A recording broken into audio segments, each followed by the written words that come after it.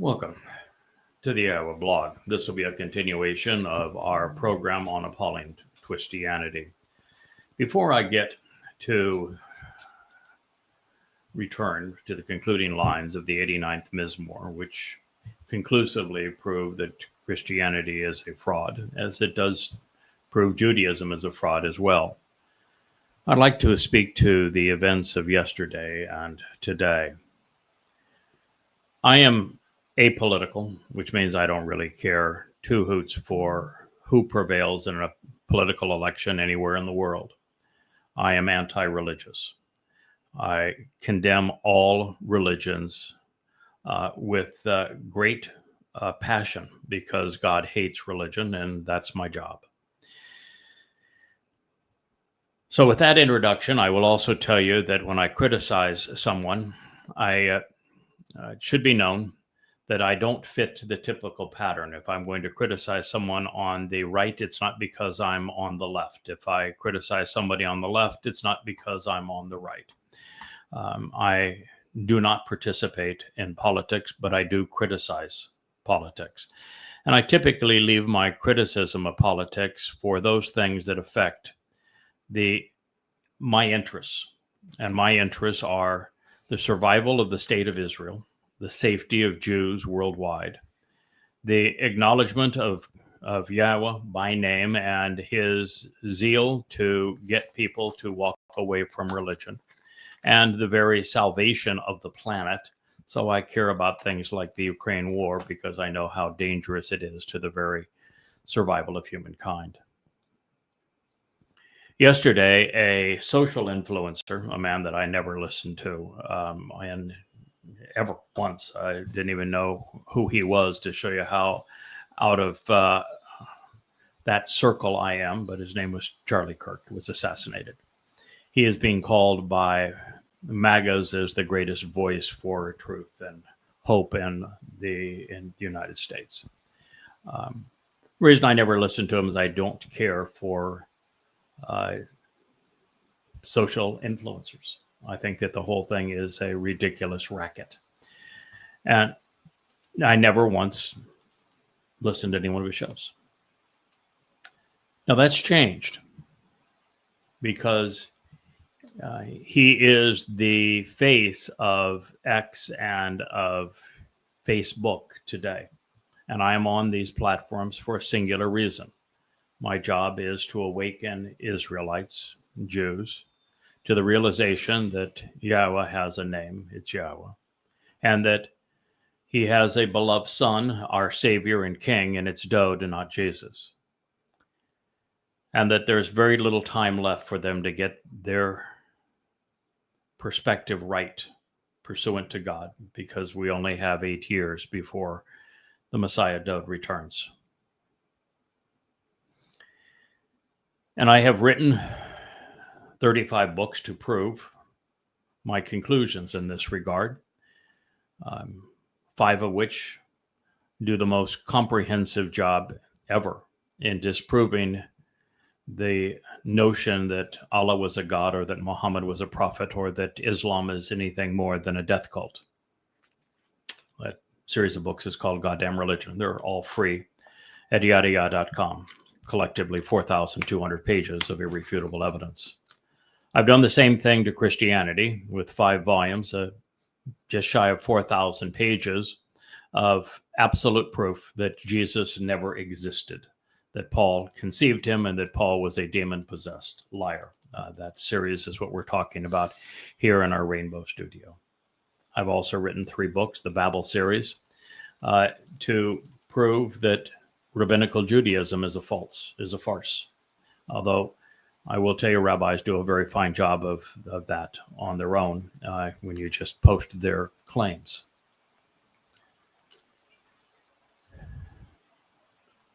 Over the last 24 hours, I have listened to some 50 interviews with Charlie Kirk. And I will say that they range from fair to terrible. Now, understand. I'm sorry the man's dead. He had a family and children. He certainly did not deserve to be shot. And I applaud everyone's right to be able to speak out freely and to live their lives. I'm a huge advocate of free speech and free will. But since he is now the number one story in the news, and he made his living as an influencer, and he is being used to promote all manner of crazy things, I do want to address several issues. One is that it's almost sad the level of devotion that the pro-Israel sites show the man. And I say this because it's as if Israel has developed this deep desire for any kind of public support, that Israel is so longing to be received favorably that if a man takes 10% of his words and speaks positively of Israel in that 10%, even if he condemns Israel and Jews in the other 90%, he's a goddamn saint. And that's what I'm seeing on all of the Israeli accounts. Even though Charlie Kirk condemned Netanyahu praised him. Even though his last interview on Israel, there was two actually, one where he is insinuating that Israel is involved in ethnic cleansing. Didn't say it outright, but he certainly tried to infer it with his guest and framed it that way. And an earlier interview that is probably his most famous at the moment, he actually said that Netanyahu orchestrated the attack on October 7th, and that he did so because of a constitutional crisis, not being smart enough to know that Israel doesn't even have a constitution, because of the protests on judicial reform. Not aware, evidently, that Israel is 80-20 in this regard. 80% of Israelis lean right to far right, and 20% of Israelis lean left to Marxist. Judicial reform was not a threat to overturn the Netanyahu government. Judicial reform, the protests, certainly made it easier for the Muslims to attack on 10/7. But let's be absolutely clear. When Charlie Kirk blamed Netanyahu for being responsible for 10/7 in his interview, saying that he did it to survive the judicial reform protests, that's an abysmal lie. And the fact of the matter is that Alaska flood, as the plan was conceived, was written prior to the first of the pro-judicial reform advocacies. Long before it. Second, Alaska flood is a quotation from the Quran.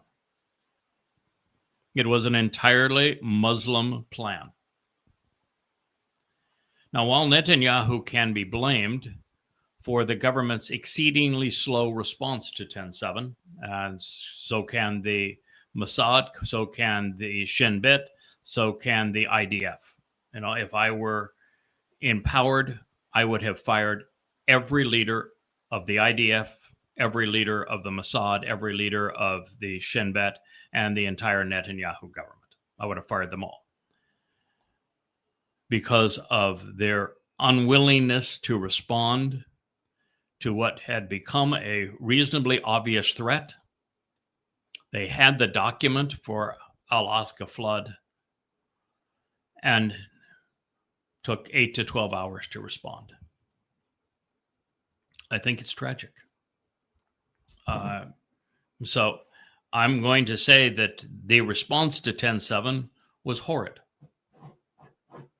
But that is so far from saying that Netanyahu, rather than Muslims, are responsible for the murderous rapes, kidnappings, and murders of 10/7, that I'm appalled that pro-Israeli sites are heralding this man as, may his memory be a blessing.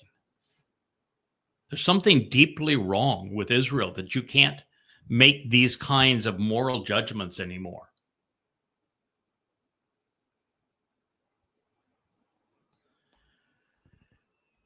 You know, here's a man that in recent interviews blamed Jews primarily. He says Jews are the number one reason that there are open borders in America and that there is no curtailment to the influx of immigrants into America. That's simply not true, but that was his claim. He was very vocal on the Epstein files, and yet his automatic go-to statement was to say that Epstein was a front for Israeli intelligence. It's simply not true. Epstein was a philanderer when it came to all institutions and women. He was more of a consultant to the CIA and FBI than any other international agency, but he was also a consultant to the largest, most powerful, there we have some light. Wow, okay. Let there be light. Yeah, it was said, let there be light, and there was light. Thank you, Kevin. He was a consultant to the stars of banking and business around the world. And heads of state sought his ear and mouth. Mossad was at very best an exceedingly minor player. And it's all to drive the same narrative, this conspiratorial narrative that has been so disastrous for Israel and Jews over these years. And to not see it and to sanctify the man, there's something deeply wrong with that. Now, I also want to talk about the young Ukrainian girl that was murdered by a likely insane black man. We have the likes of Andrew Tate, who is a raging anti-Semite and racist, misogynist.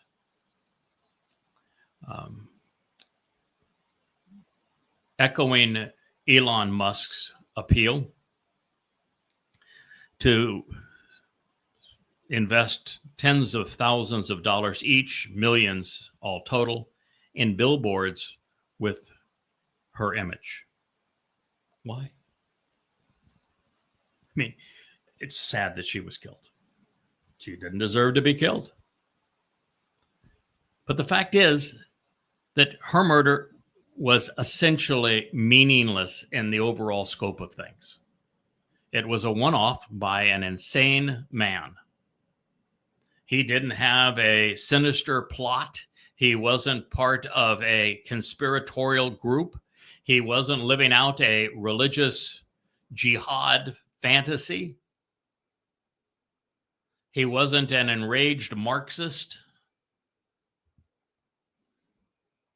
He's just one stupid, immoral, criminal thug. He's been arrested. He'll be tried. He will likely not be convicted by reason of insanity. And so what's the issue? Why is it that so many people are fixated on this just because they have pictures, just because she was pretty, just because they can show a sexy picture of her next to an ugly picture of Brown, her assailant. I mean, the undercurrent of racism that is so charged in that is simply a serious problem. And how it dominated X, as if that murder was symbolic of something. And then the little clerk of the court, black woman that had been assigned to that position, and she's not a judge. She's just a magistrate of the court. I don't even know if she had a college education. Was she qualified for that job? No. Should she have the job? No. But the fact is that Brown had been convicted only once, tried and convicted once. He was tried and convicted of armed robbery, served 5 years for armed robbery, released after that. He had been arrested a number of times after that for rather nasty behavior. It is, unless the crime is murder or rape, and that this person poses a clear and imminent danger to society, it is exceedingly rare for a judge or a magistrate not to release the person on bail pending trial. And in his case, on most of the arrests, the grand jury either did not convene or it did convene and it deemed that there wasn't enough evidence to justify a trial, or they determined that because of his statements in previous arrests or on that arrest, that he was likely insane, and therefore there was no purpose to a trial, because unfortunately America has a policy that you can be innocent by reason of insanity, as opposed to guilty and insane. And so this notion that this woman should be somehow harassed and condemned as a sign of wokeness in America, and that had this woman not granted his release after an arrest, that the Iranian immigrant would somehow be alive, is just utter nonsense. And now you've got Musk saying we need to go to war. We need to fight. They won't let us live. We must fight. Who? Who is it that you want to fight? How? Why? Where? What's your justification? Who's your enemy? And why are you trying to divide our already divided nation so that no one can get along anymore? X has become an absolute swamp of misinformation, of racial hatred, of gross anti-Semitism. You know, it's a place where both Marxists and MAGAs and conspiratorialists thrive. You know, I heard Alex Brown get all hot under the collar and says that Charlie Kirk was killed by liberal Democrats.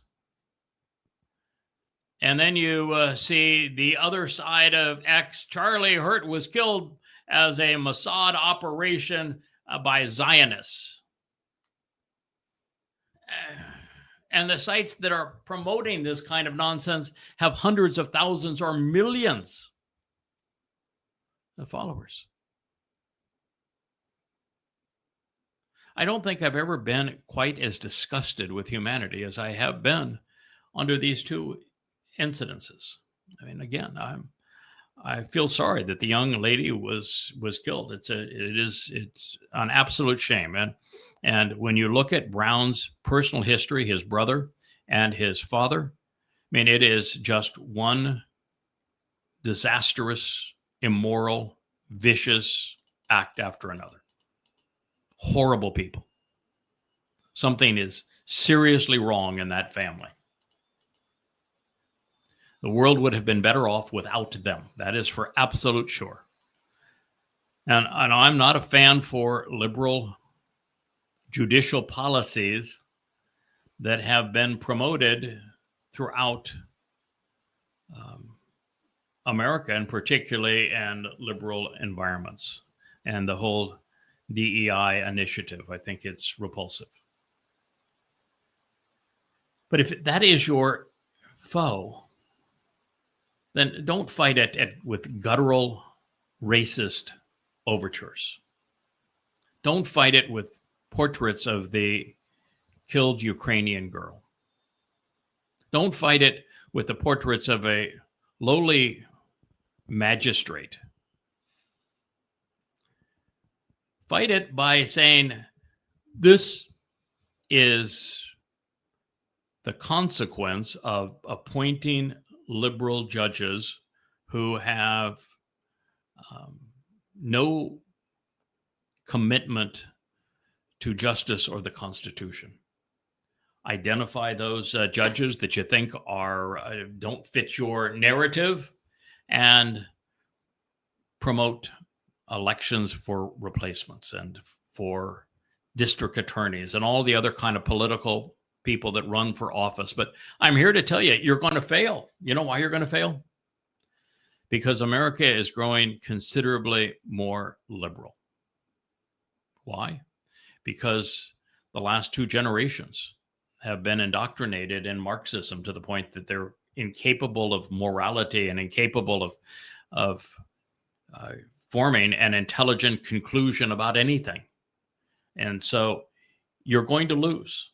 And the more time that goes by, the more overwhelming the loss is going to be. So, the fact is that there is no remedy for this. Your life would be better spent promoting something else and not trying to bait a race war.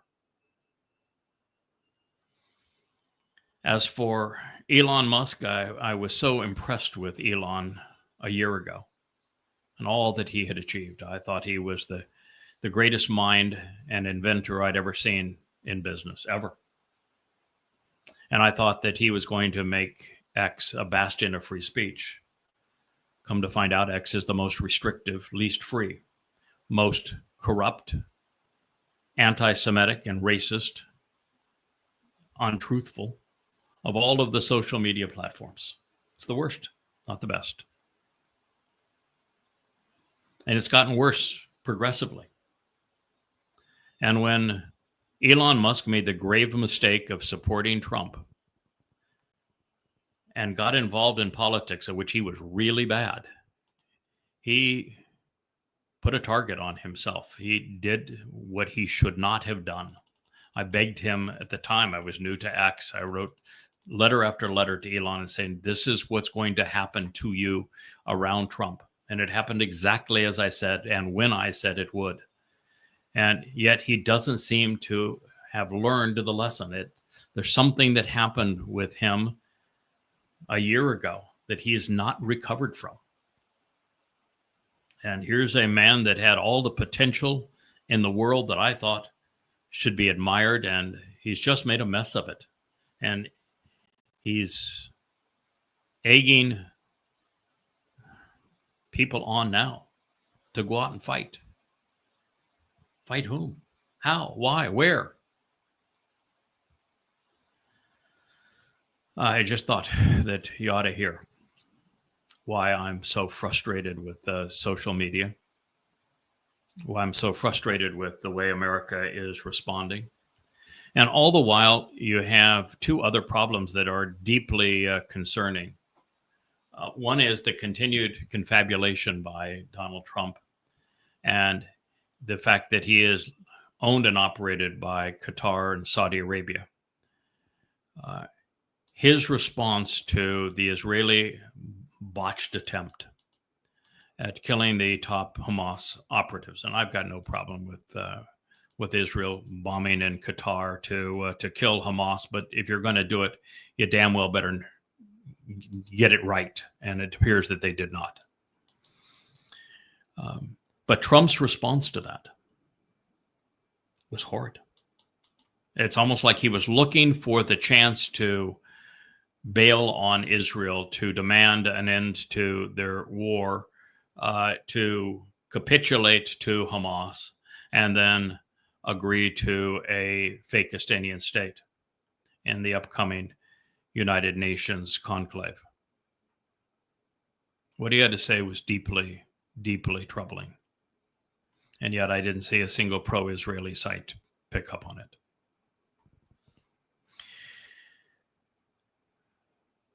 Second, there's something deeply bothersome about Netanyahu's war in Gaza. It continues to do the same thing. Topple one building after another, leaving all of Gaza in rubble. And all the while, the world turns against Israel. Israel has lost the war of public opinion. And that matters because you can't survive in this world isolated. And all the while, the war goal, which was to eliminate Hamas, to disarm Hamas, to drive Hamas out of Gaza, has failed utterly. And I told Israel in my open letter to Israel the week of 10/7 of 23 that it would fail miserably, that with bullets and bombs, they would manufacture more Islamic terrorists than they killed. And that's exactly what has happened. There is no degradation in the number of Muslims who are armed in Gaza and want to kill Jews than there were when we began. And so when you are destructive and you make a bad situation worse and you have war goals that are unachievable, it is suicidal for a country. And that's where Israel finds itself. And the consequence is going to be a fake Palestinian state is going to be imposed on Israel, and Israel's going to be indefensible once that happens. And the next Alaska flood is going to be 1,000 times worse. This is the reality. This is the consequence of having done that. All the while, the world is looking at World War III. You've got Donald Trump now trying to condemn Putin for a war that America started. And you've got all of the EU up in arms wanting to go to war against Russia when this is a NATO-started war. And Russia has won the war. And if people don't wise up in a real hurry and stop arming Ukraine, you're going to lose Europe and maybe the United States. That's what's at stake. And then you've got the United States now with Trump, with his tariffs and his sanctions and his ICE patrols, such that he is literally cratering the U.S. economy. It is so egregious, it's hard not to see it as purposeful. America is poised for economic collapse. And it's inevitable. And it's imminent.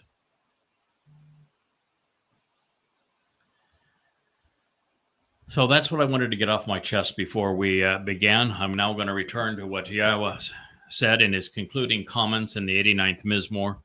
This one psalm by itself is sufficient to eliminate any credibility for the religions of Christianity, Judaism, or Islam.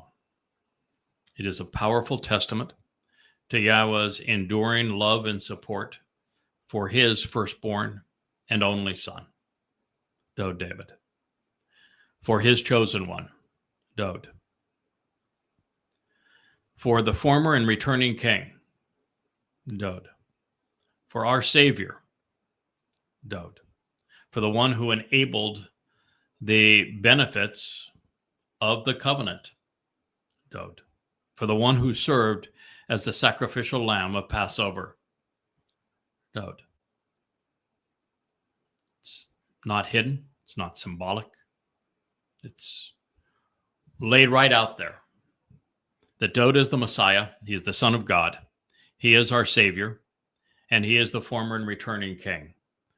And God says so bluntly, this conveys this message. He says to make any other claim, like a Bar Kokhba, or a Jesus Christ, or a Muhammad, is to call Yahweh a liar.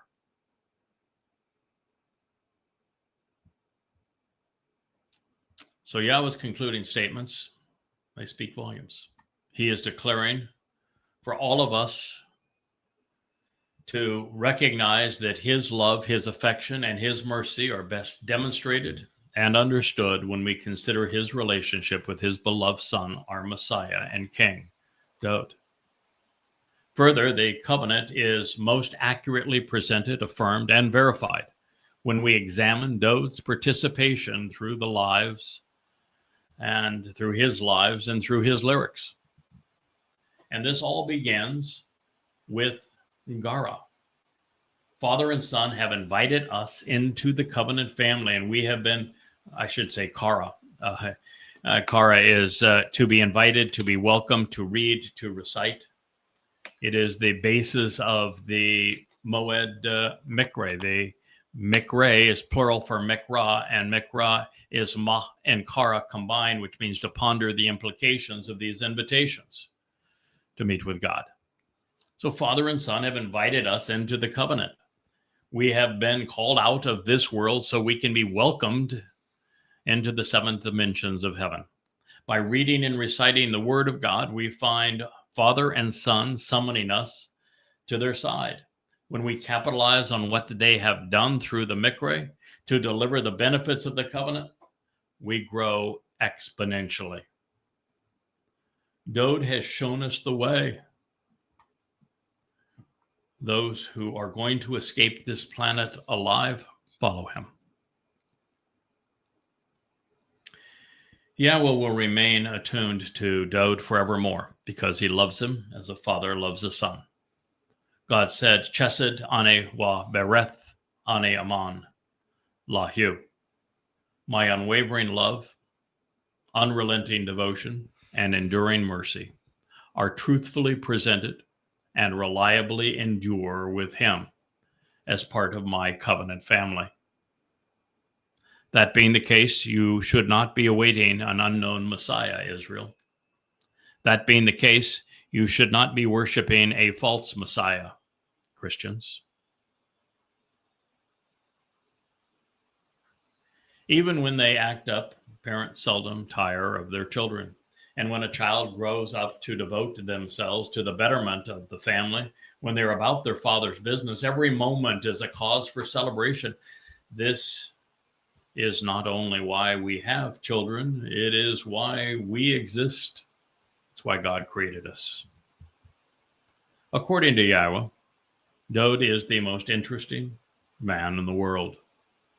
We devalue him and Yah's relationship with him at our peril.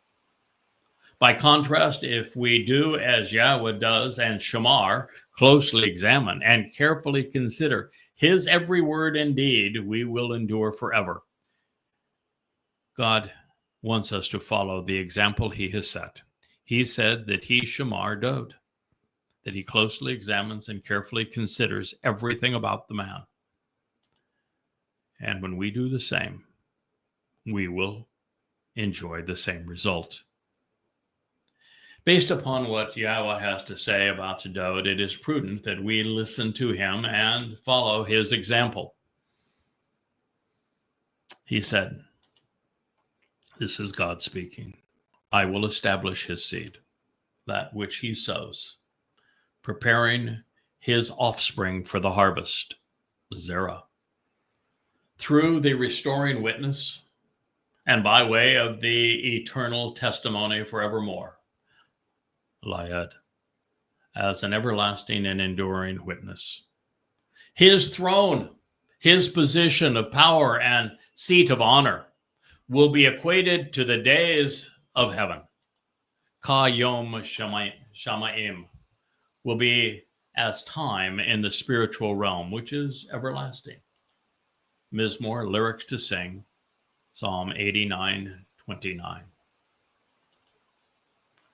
So here is God saying, I'm going to establish Dowd's seed, that which he sows, preparing his offspring for the harvest, Zerah. I'm going to do so through the restoring witness. Do you know who the restoring witness is? Do you know who is the one who is sowing and cultivating the seeds that Dowd has scattered through the words of his Mizmor, such that you can be part of the covenant family? You should.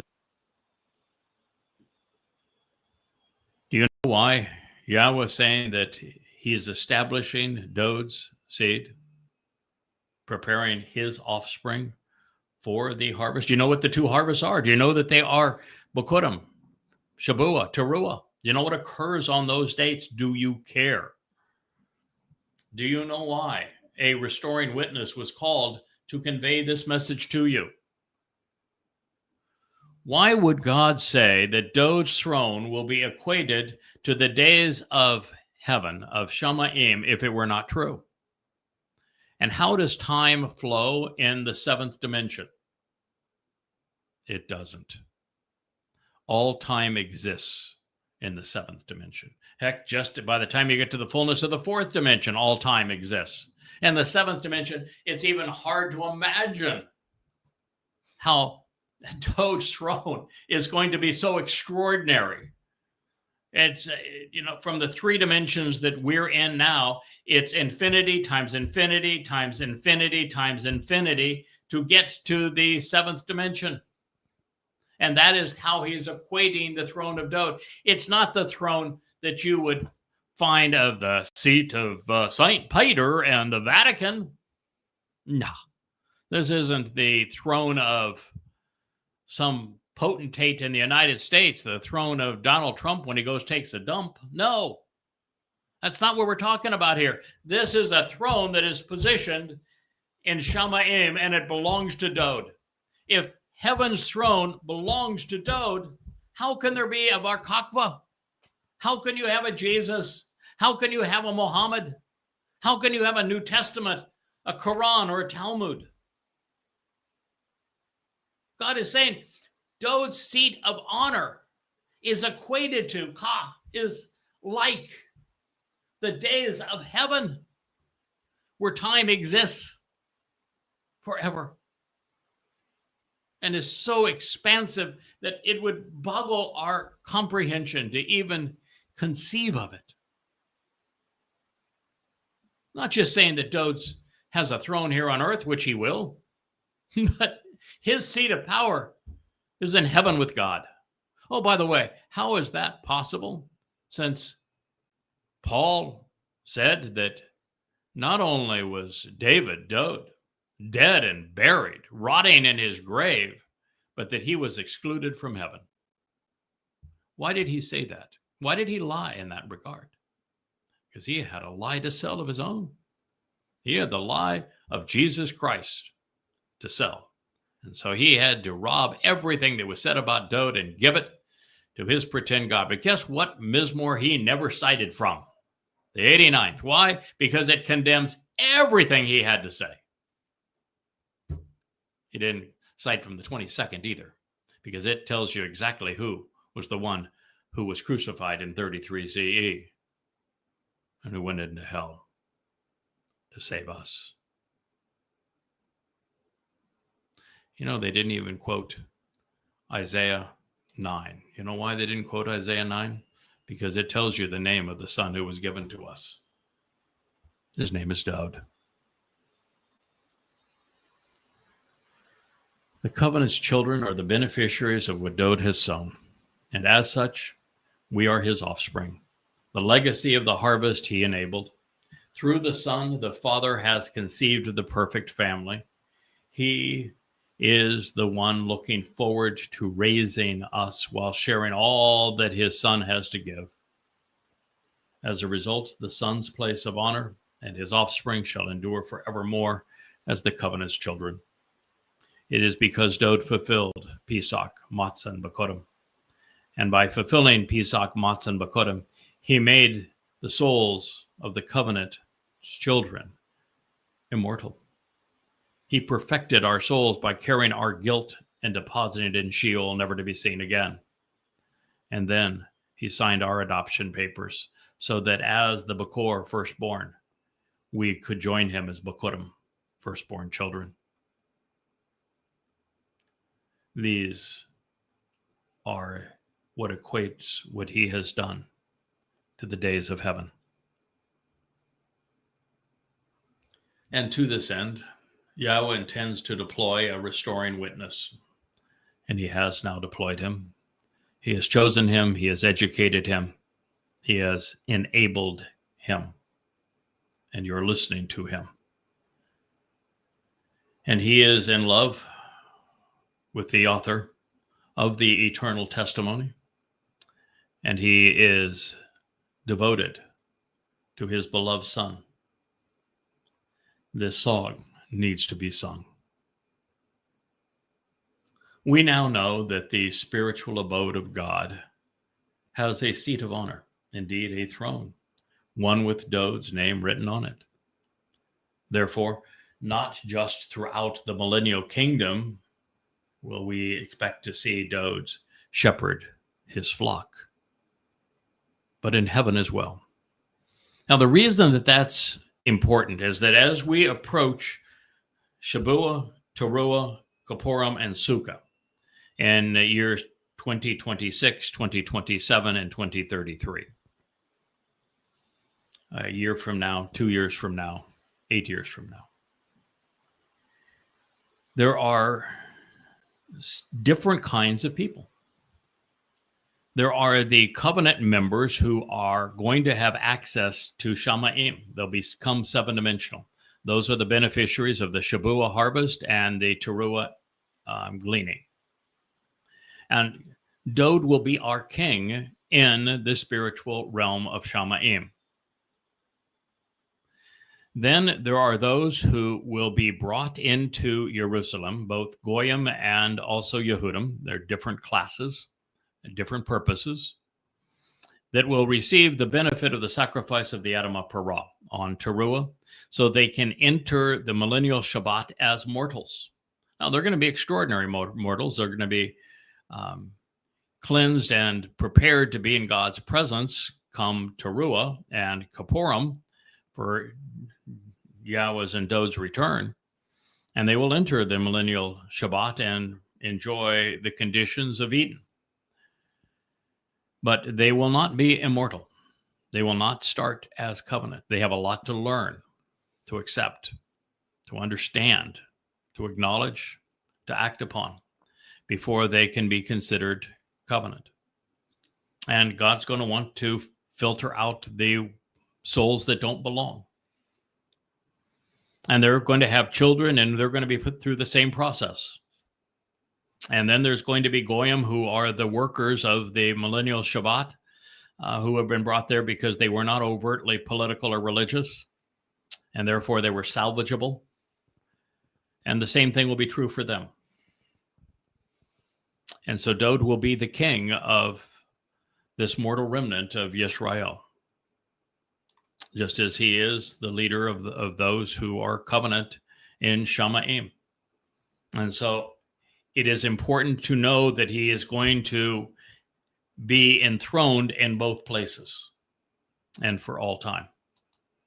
And everyone that is in either of those places will eventually have him to thank for it. For example, 100% of those who participate in the Bikurim, Shabuah, and Towrah harvest will have done so because of Dowd's sacrifice on Pesach, Matzah, and Bikurim.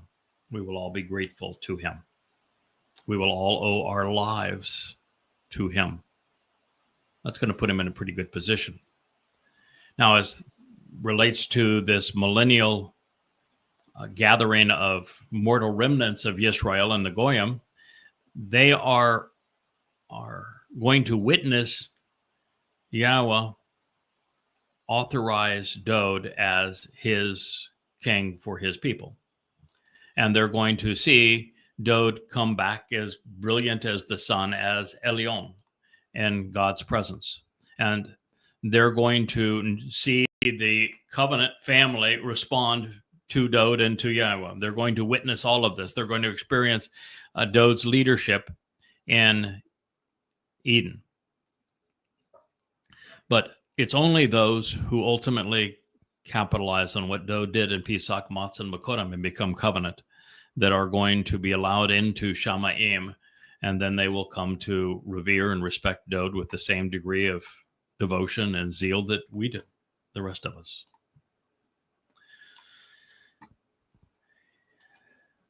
If you wish to be there with him, it's important that you realize that where there is free will, there are also choices to be made and alliances to be established and broken.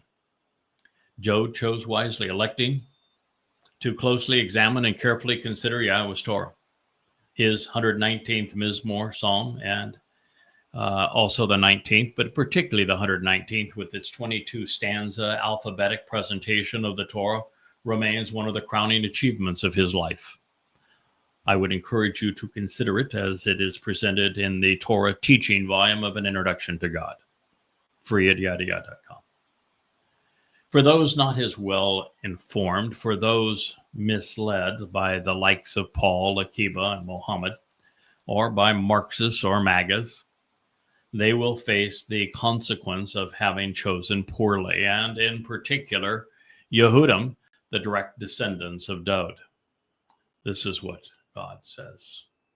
However, if his children, if the descendants of Dowd, continue to forsake, ignore, or reject my teaching and guidance, my Torah, my source of instructions and directions, and if they make a habit of failing to walk according to my means to justly resolve disputes and exercise good judgment, if they perpetually view my clearly communicated prescriptions for living with content, chukah, and further, if they consistently fail to observe the instructive terms of the covenant relationship, mitzvah, shamar, then I will hold them accountable with the full measure of their religious rebellion and popular political revolt.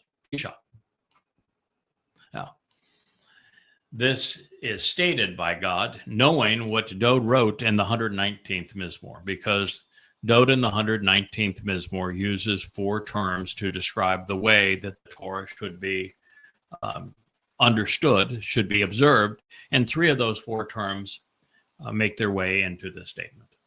And I will share them with you as we go through it a second time.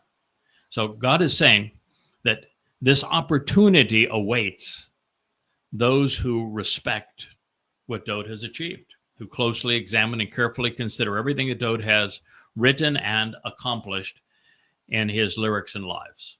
However, his descendants, Jews, if they continue to forsake, ignore, or reject azab's a really bad word. If they habitually neglect and abandon, depart from, and disavow my Torah teaching and guidance. So Jews said, no, we're all Torah observant. Bull. You're not Torah observant. You're Talmud observant. If you were Torah observant, you would know how bad a situation you're in. Because in the Torah, it is one horrible story after another of just how bad everyone from Abraham to Jacob to his 12 sons to the children of Israel during the Exodus, to the kings, how everybody has been. It's just one horrible shit show after another. I mean, that's the best explanation of it. During the Exodus, Jews were obnoxious. They were repulsive in their statements to God. I mean, not only did they begin the whole process by making a goddamn golden calf and act religious after God freed them from religion. But thereafter, when God says, listen, I'm going to come down, Moshe, I'm going to do something extraordinary for you. I'm going to introduce myself to the children of Israel, all 600,000 of them, and well, that's the ones who had already been killed for the golden calf episode. And I'm going to demonstrate tangibly, realistically, in your presence by appearing and speaking directly to the children of Israel that I, as God, Yahweh, am the one who am inspiring you and supporting you. And so I'm going to give you 3 days to get them all cleaned up and all ready for this meeting. I don't want to sneak up on them. I want them to be as prepared as possible. God does as he promised. He always does. And he came down and made this declaration that he, as Yahweh, was supportive of Moshe, that he had picked him to communicate this instruction and guidance to them. And what did the children of Israel say? Shut up and go away. That is exactly what you said. Wow. Shut up and go away. We don't want to see you again. We don't want to hear from you again. We'd rather die. And it's hard to say that it got worse from there, because how does it get worse from there? It does get worse. But it does get worse from there. The whole story of the Torah from that point on is worse from there. And so what we have found is that the Torah is not a history book.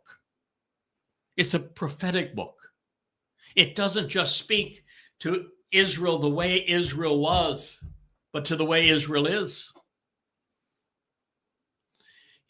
Yahweh's Torah, you're not paying attention to. If you did, you would know Yahweh's name and you'd be using it. If you did, you would know that the Talmud is an absolute lie. If you did, you would know that Judaism is like making that golden calf all over again. If you did, you would know there's no sanction for a rabbi. If you did, you would know there's no sanction for a 9-candle menorah. If you did, you would know there's no sanction for anything that you're celebrating. You have all 7 of Yahweh's festival feasts wrong. His Moed, you do every single one of them wrong because you're not Torah observant. And then you layer on a bunch of religious mumbo jumbo, doing nothing but irritating God. If you were actually Torah observant, you wouldn't be in this mess. You wouldn't be a year away from the time of Israel's troubles, where 2 of every 3 Jews are going to die. You wouldn't be estranged from God. You would know him. You wouldn't be looking for a nameless Messiah. You would know your Messiah. You wouldn't be searching for salvation in all the wrong places, because you would know the source of it. So when God said, you're in this pickle because you continue to forsake, ignore, and reject my Torah guidance, he knows what he's talking about. When he spoke a couple of centuries thereafter through Hosea, who he instructed to marry a temple prostitute so that he would have empathy for Yahweh's plight, that Israel was a religious whore, and that God was going to divorce Israel. And he wrote a formal letter of divorce to Israel. And he says, I'm leaving you. I'm going to have nothing to do with you. I will return when you return to me. And that still has not occurred. And rather than this message to Israel that Dowd is the Messiah, the Son of God, and the Savior, there was no Jesus. That Yahweh was God's beloved, one and only name. That Maimonides was wrong, and you're 97 years off on your calendar, and that got only 8 years left. Explaining exactly what happened in 33C with the fulfillment of Pesach, Matzah, and Bakodim, which should be glorious to the ears of Israelis.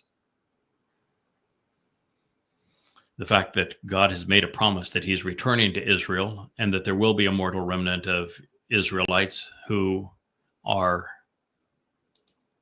not overtly religious or political, who will be purged of what religion and politics that they have absorbed inadvertently, and that they are going to return to the conditions experienced at Eden, and that your last battle is only 8 years away, and God's going to fight it and prevail for you, and that there will be no Muslims, no religious Jews, no Christians, no Marxists left anywhere in the world.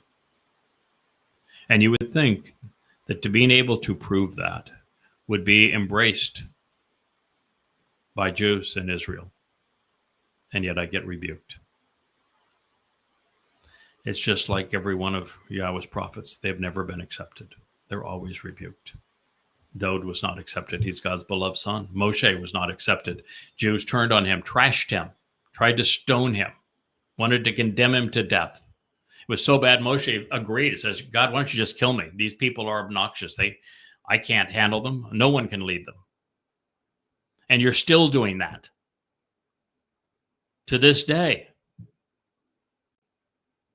The only difference is it's going to get so bad for you over the next 8 years that you're going to have no one else to turn, and you're finally going to listen to what I'm telling you.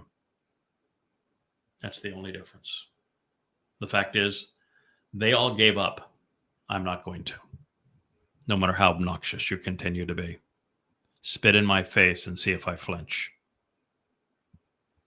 Be the next Yar who writes me after I tell Israel, warn them about who they choose to exonerate in the case of Kirk, and who demean me for telling you the truth. Be the next one and see how I respond, exactly how I responded to him. Aggressively, holding him accountable for what he just said. And I'm going to continue to do it. And in about 4.5 years, I'm going to be doing it with the greatest orator of all time, Elia. Now, that should give some street cred, don't you think? I don't know. You know, you would think that if you were Israel, rather than admiring a man who blamed 10/7 on Netanyahu, as opposed to Islam, rather than a man who blamed Epstein on the Mossad, rather than a man who blames America's immigration problems on Jews, that you would respect a man who has received thousands of death threats because he wrote the most comprehensive and irrefutable text on the nature of your actual enemy, Islam. No one knows more about it than I do. And I've offered 4,200 pages of absolute proof that Islam is your enemy and how to confront them, how to prevail against them. You'd think you'd be appreciative. Or the man who is telling you that when you say, I love Kirk because he promoted Judeo-Christian values, and he tells you it's utter nonsense. The Christian New Testament demonizes Jews. It dehumanizes them. It is grossly anti-Semitic, which is why Jews were subjugated and persecuted by the Roman Catholic Church for 18 centuries. It's why the Holocaust happened. Somebody that actually points out the truth to you. You can't process it. When somebody tells you that I can prove and have proven that rabbis created the Quran, and that without rabbis selling Muhammad their Talmud stories, Islam would not exist today to terrorize you as they did on 10/7, and I prove it, and you yawn. What's wrong with you? It's just like God coming off Mount Torah to tell you, I'm God. I'm the one who is giving you this information, and you tell him to go. Shut up and go away. Shut up and go away. What's wrong with you?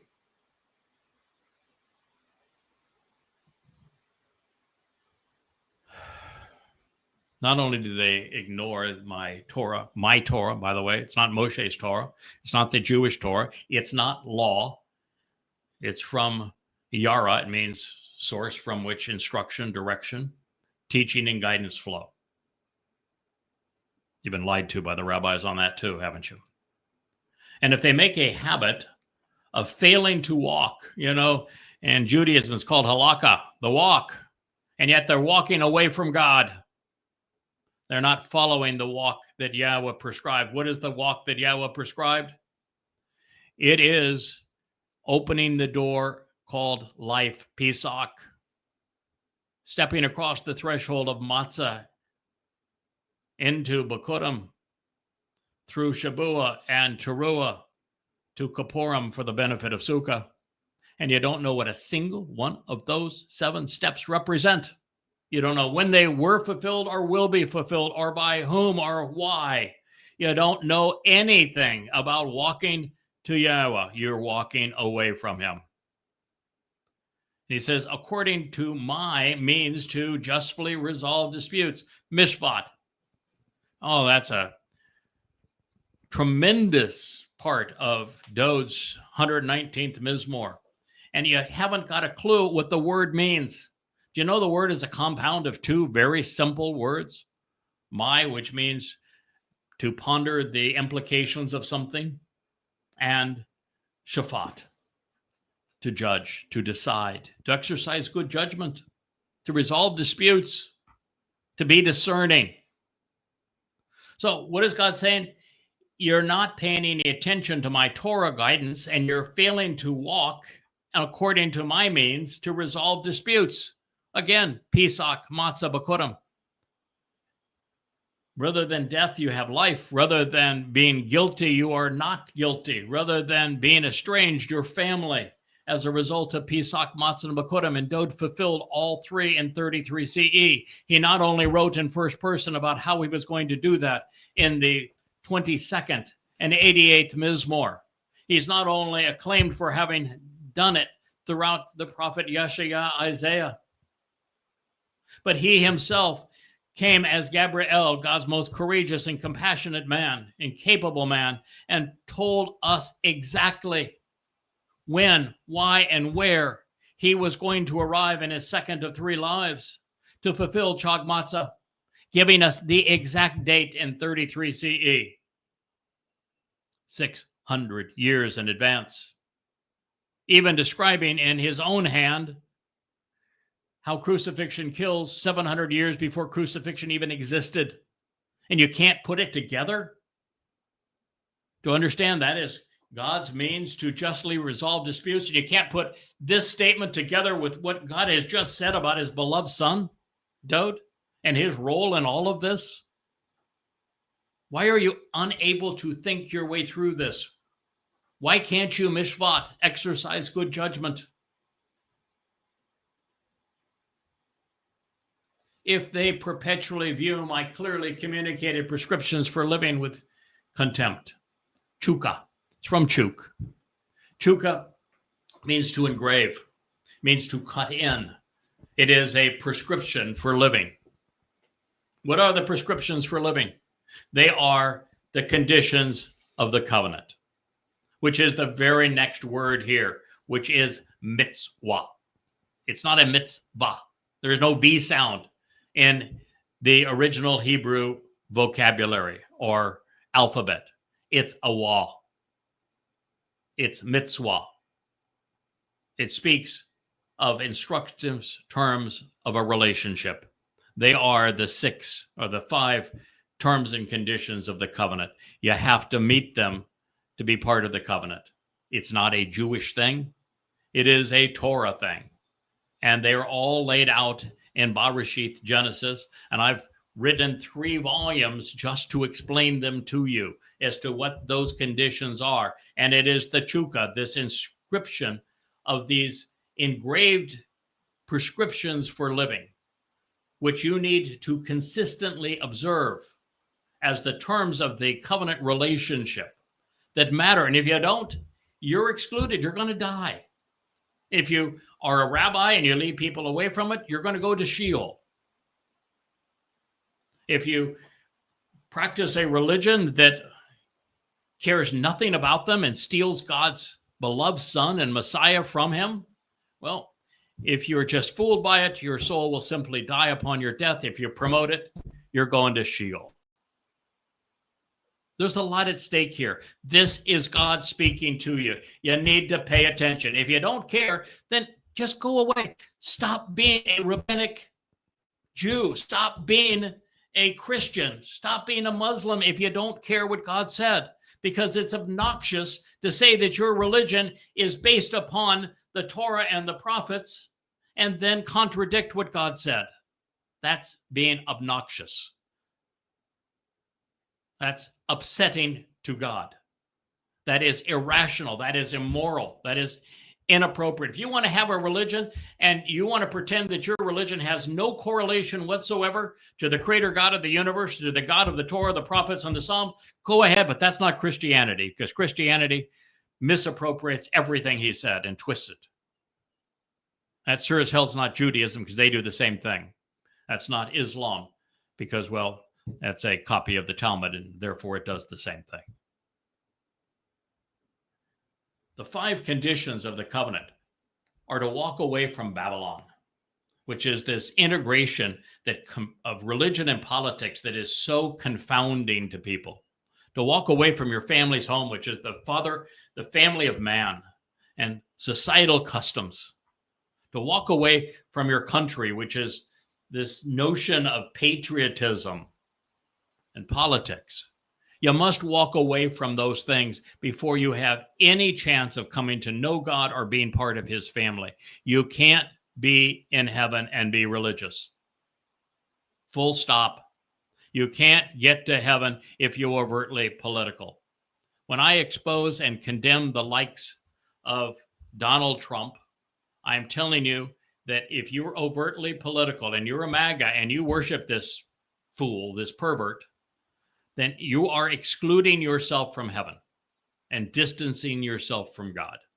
That's the first condition. The second is to walk to God and allow him to perfect you. And that only happens through Pesach, Matzah, and Bakurim. And it's on Matzah that your soul is perfected. And only if you accept the terms of the covenant and you understand the role Dowd played to fulfill these 3 dates. And you acknowledge there was no Jesus, there was no Bar Kokhba, that the rabbis and the pastors and the priests are dead wrong. And then God says, trust and rely on him, as opposed to your religion, as opposed to politics, as opposed to your IDF, as opposed to your military, as opposed to your political party. You have to trust and rely on him. And that means you need to come to know him. And that starts with acknowledging his name, Yahowah. And then he says, the next step is, I don't want to take anybody into heaven to be with me forevermore unless that individual is committed, that they are observant, that they're closely examining and carefully considering these very mitzvah, these instructive terms of the relationship. You need to know what they are, why they're there, agree with them, accept them, act upon them, for you to benefit from what God is offering. And last, to appreciate the covenant, God says, I have a sign. And that is, if you're a man, you're going to be circumcised. And as parents, you are to circumcise your sons on the 8th day. That is the sign of the covenant. If you don't like that sign, go away. I can have in the past talked for hours as to why God chose that sign. But does it really matter? God chose it. You would either accept it or you're not allowed into his home, which is heaven. So, your choice. Accept it or not. By the way, just accepting it won't get you in, but not accepting it will get you excluded. So, your choice. Then I will hold him accountable to the full measure of the religious rebellion and popular political revolt. Pesha is not a personal crime. As a matter of fact, almost everything that Yahowah speaks of as being associated with guilt or sin or a crime is global. It is throughout the community. He very seldom speaks of an individual offense that is something that needs to be overcome. What he speaks of is things like pesha, which is rebellion, political revolt, religious malfeasance, this guilt that's associated with the criminal behavior of misleading people. It is that religion and politics that God says, I'm going to hold you accountable to the full measure of this because you're not observing my Torah, my directions, my teaching. And don't kid yourself again, Jews. You're not Torah observant. There isn't 1/100th of 1% of Jews who are Torah observant. They're Talmud observant. They look right past the Torah, or they would know Yahweh's name. They would use it. They would know that God has 7 Moed Mikra and what they represent and wouldn't have anything else on their religious calendar. They wouldn't be religious because God hates religion.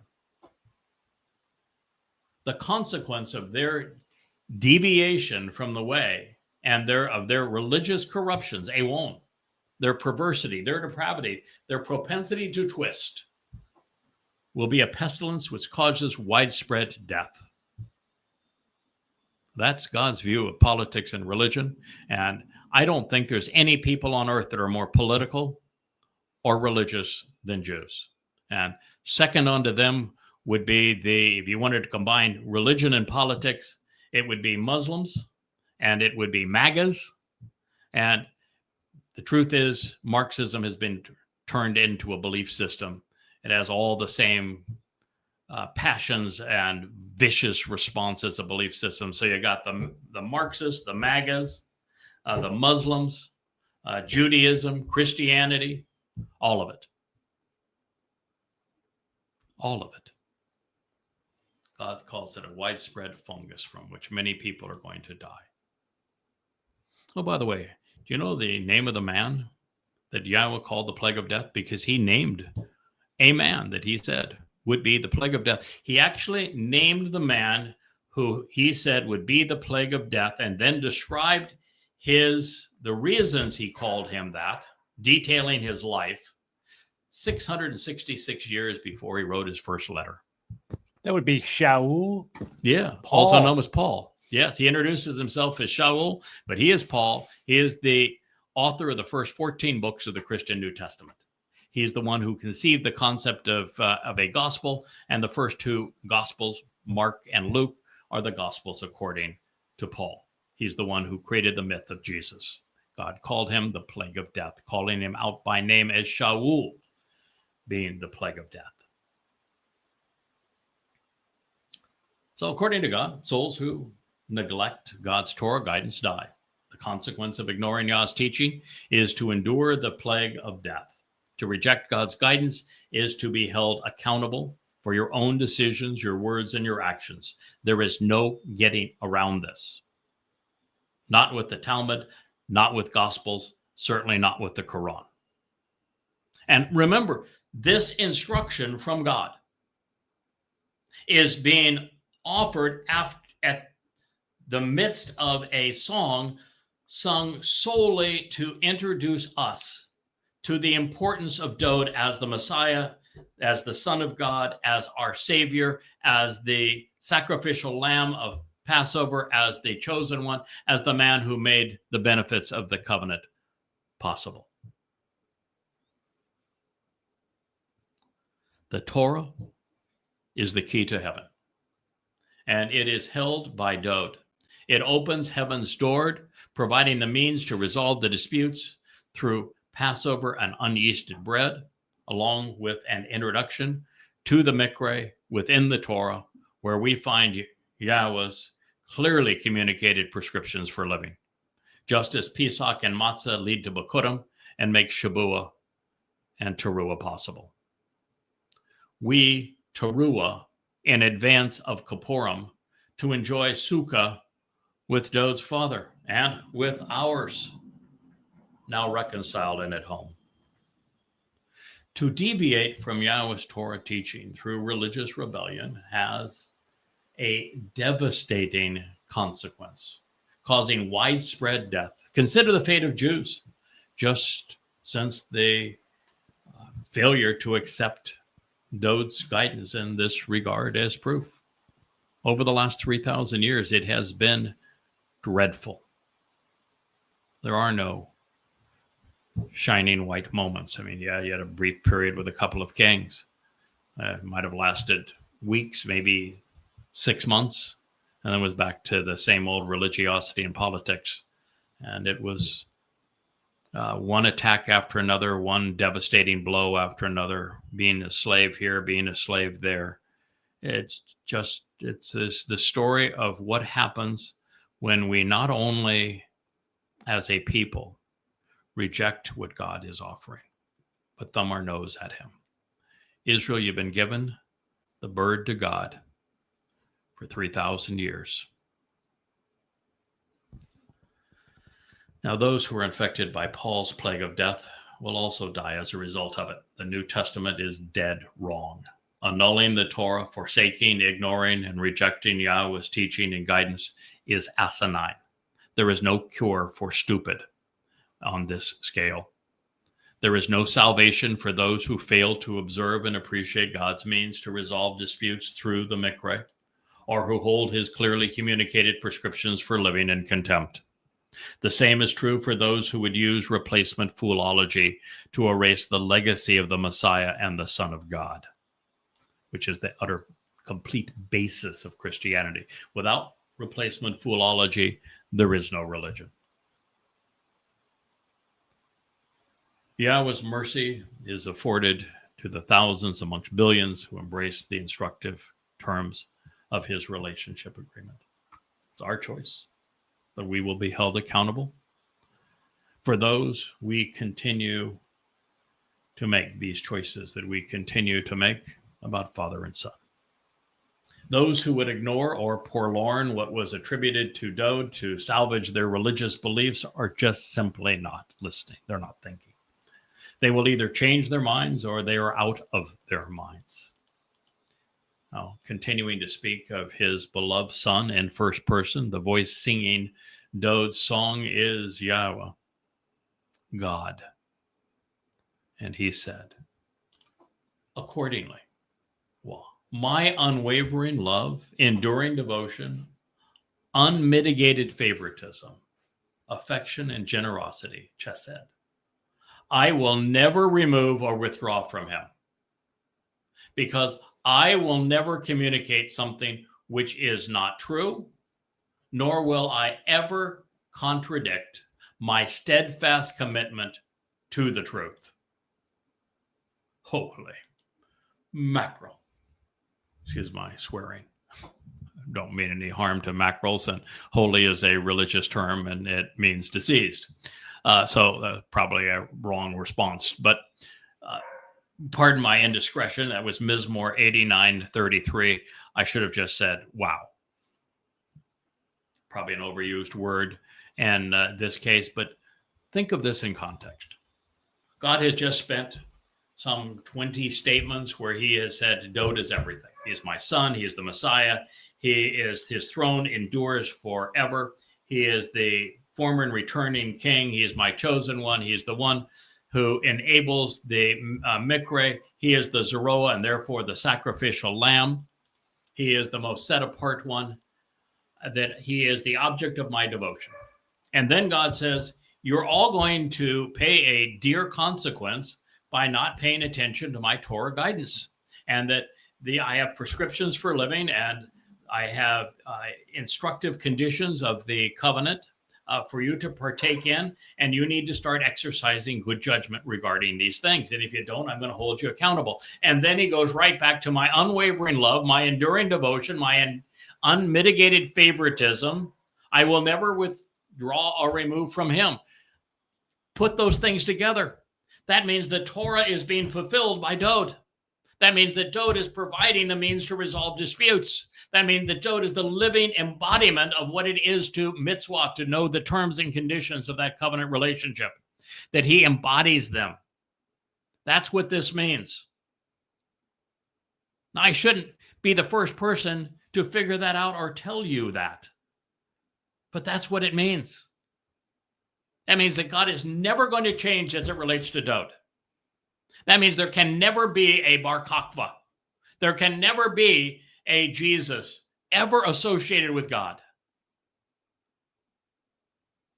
There can never be a Maimonides, and a Rabbi Akiba, a Paul, a Peter, a Luke, a Mark,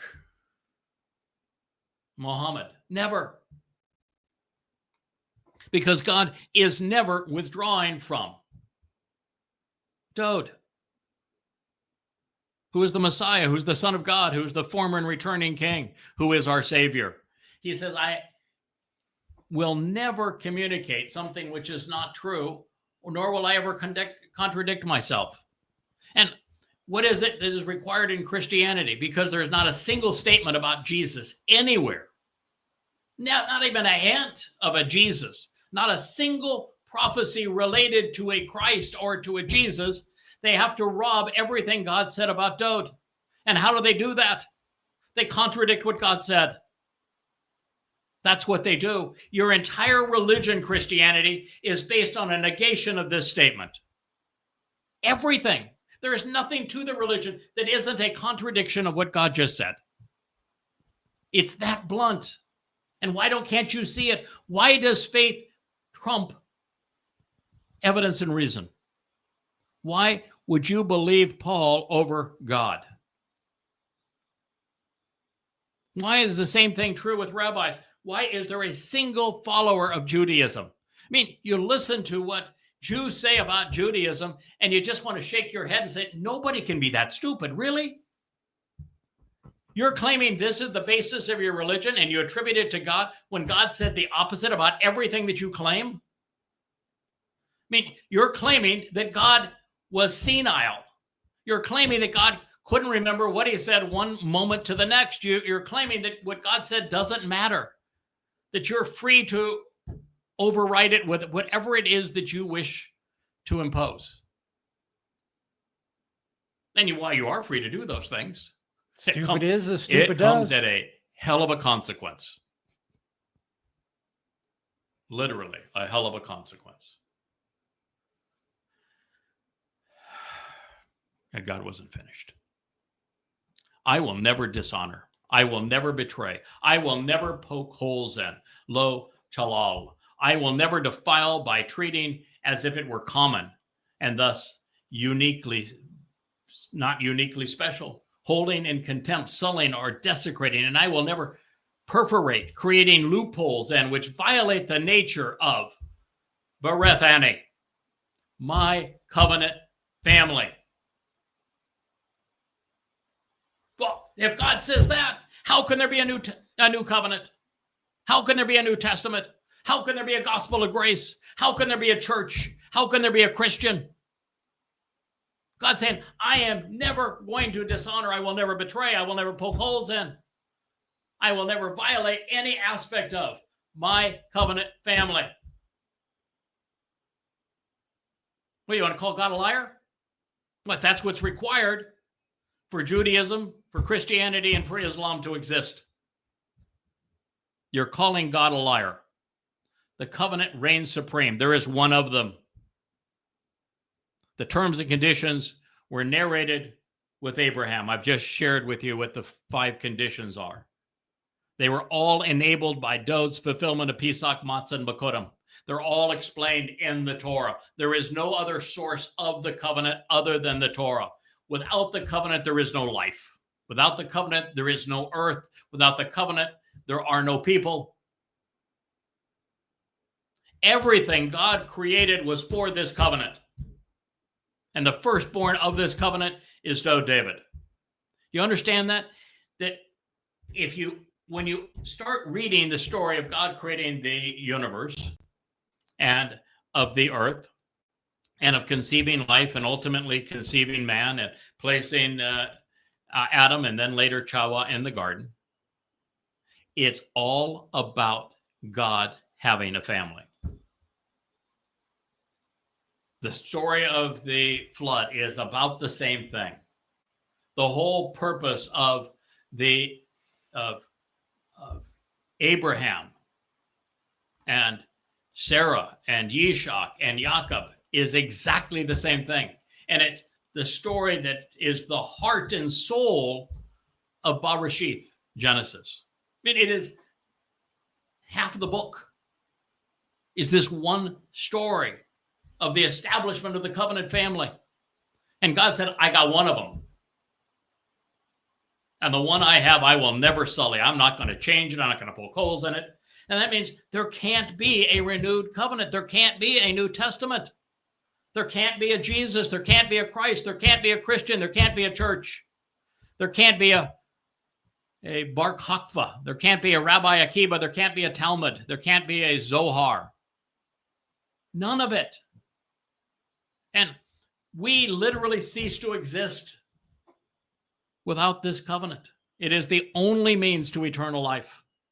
You cannot benefit from Pesach, Matzah, and Bakurim and gain eternal life, perfection, and adoption into God's family without first accepting the terms and conditions of the covenant.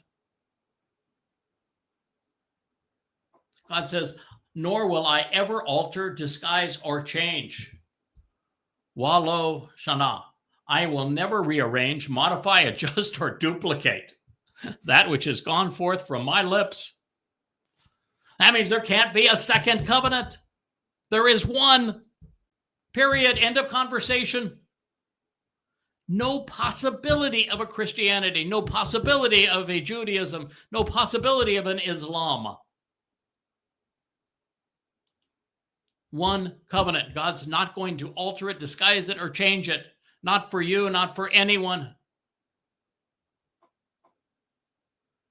Mizmor 89:34.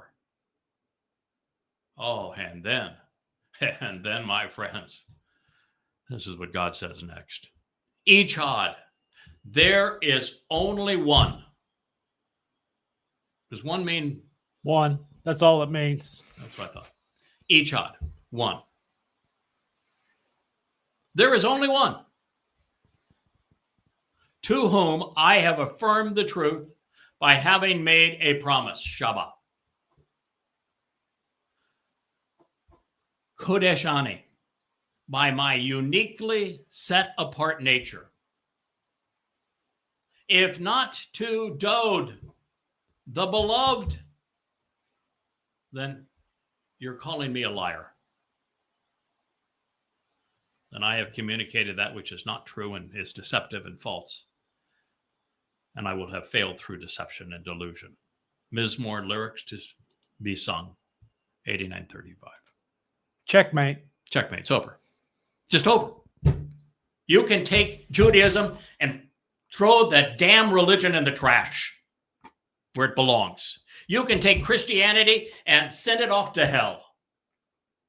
You can dispense with Islam as just an utter and obnoxious lie. It's over. There is no Jesus. There is no Mr. Christ. There is no Muhammad speaking for God. There is no Rabbi Akiba as the father of Judaism. God says there is one, and that one has a name, and that name is Dowd. And if you say, well, I don't know about a Dowd. What's a Dowd? Oh, you obnoxious idiot. Dowd's name appears 1,100 times, second only to Yahweh's name. You don't know Yahweh's name, so I guess you don't know Dowd's name either. Keep it in the family, right? Father and son, you don't know either one of their names. Yahweh and Dowd. It's written 1,100 times. Of those, 70% of those times, it's written Deleth, Wa Deleth. That's a word in Hebrew. It means beloved. It's his name because he is beloved. You'll find his name, by the way, in your name if you happen to be a Jew, because the basis of Jew is Yahud, Yahweh, and Dowd. It is written Deleth, Wa, Yod, Deleth, about 300 times. In all of those times, it is written by people who were at least 3 centuries or 4 centuries removed from Dowd. Every time that is written in Dowd's hand in a Mizmor, written by Yahweh for Dowd, and this psalm, written by the great prophet Yashayah. Oh, you have the entire scroll, Yashayah. Why don't you look up and see how the name is spelled in Yashayah? You got a whole shrine to the great Isaiah scroll. Why don't you check it out? It's Dowd. Why don't you look at every single psalm, Mizmor, that Dowd wrote and see how he spells his name? Do you think that the smartest man who ever lived, the one that God says he is the one, he is the one, do you think that one would know how to spell his own name? You would think so. You think so. I'm going out on a limb here. You're reaching. There is no David. It's Dowd. The name means beloved. It's integrated into Yahud. He's first introduced in the Torah. He is the subject of Devarim 18.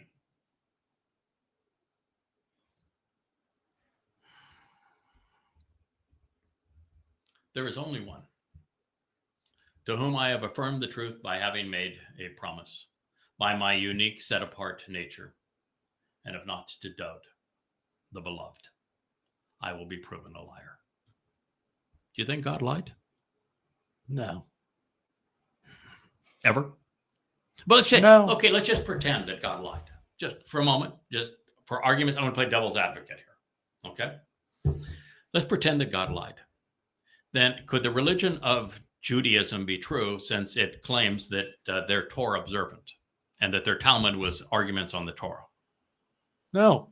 Zero possibility. There's no chance at all, Can't if God happen. lied, that the Talmud or Judaism can be true. Right? Right. And if God told the truth about Dowd here and about his Torah guidance, is there any chance that Judaism and the Talmud can be true, since they contradict it? No. So it's a lose-lose, isn't It's it? a lose-lose. All right. They're Let's go always looking for their... Let's go into Christianity. Christianity claims that Dowd is dead, buried, and out of heaven. Yep.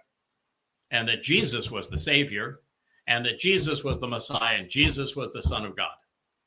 And it condemns the Torah. So, if God was telling the truth, what does it say about Christianity? They're contradicting themselves. They're liars too. So there's zero possibility that Christianity can be true if God was telling the truth. Nope. They're always looking for loopholes. Okay, so when Christianity wants to prove that Jesus is something, where do they go? They go to the Torah. They go to the Torah, the prophets, and Psalms, right? And Yep. they misquote the Torah, prophets, and Psalms. So if God lied and the Torah, prophets, and Psalms are not true, can Christianity be true? There's no possible way. So it's lose-lose for Christianity, Exactly. isn't it? And of course, Islam is just a bunch of regurgitated Talmud stories that are even twisted further out of recognition. So when Allah says that the Quran confirms the Torah, no matter whether God was telling the truth or not, it's no possibility. It's absolutely false. Absolutely. That's why I can say that Allah was not God.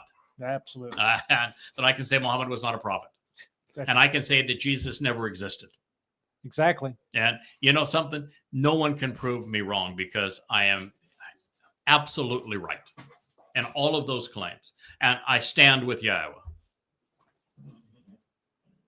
That's bottom line here. I'm telling you what Yahowah said.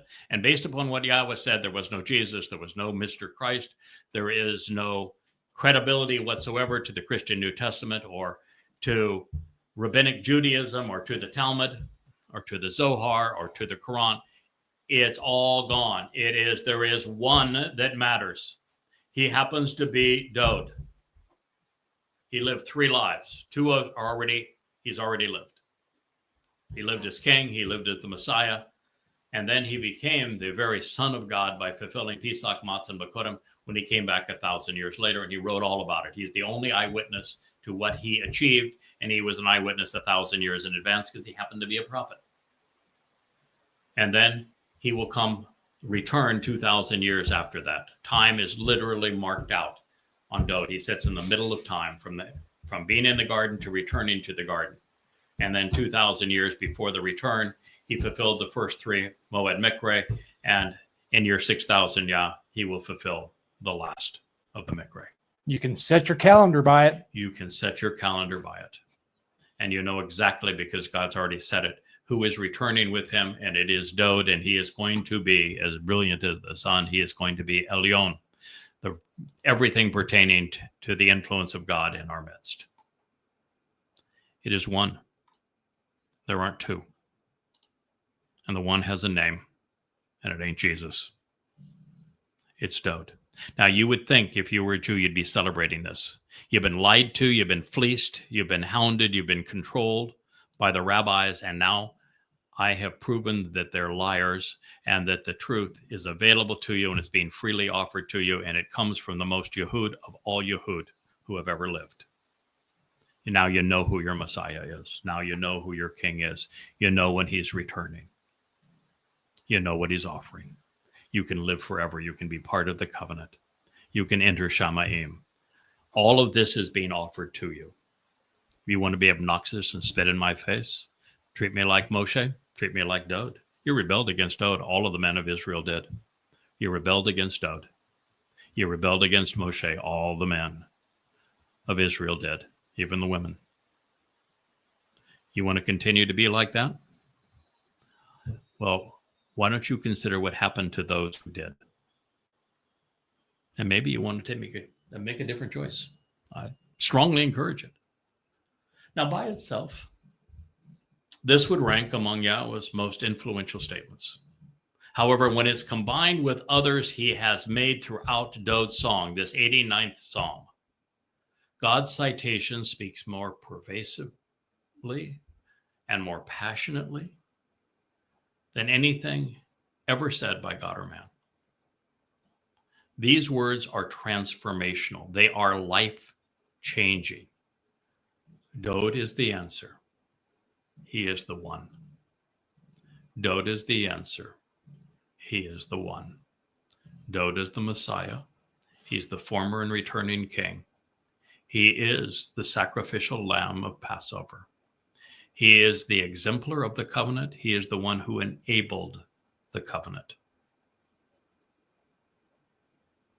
He is the firstborn son of God. It's probably a good place for us to conclude this program. We'll pick up this time tomorrow as we continue with Appalling Twistianity. Thank you, Rich, for encouraging me to come down here and do this. I was really frustrated by what I was witnessing, particularly among Jews. What's going on in and Acts is anti-Semites disgusting. in social media today. It is a bitter experience to have this role. I am treated just like Moshe and just like Dowd, and I'm treated just like Yahowah, and so I'm in good company. But Israel, Goyim, you need to get your act together in a hurry. There's not much time left, and there's no one else willing to tell you the truth. And right now, you're naked and exposed, and your world is going to come crashing down on you in a hurry. Well, thank you for listening.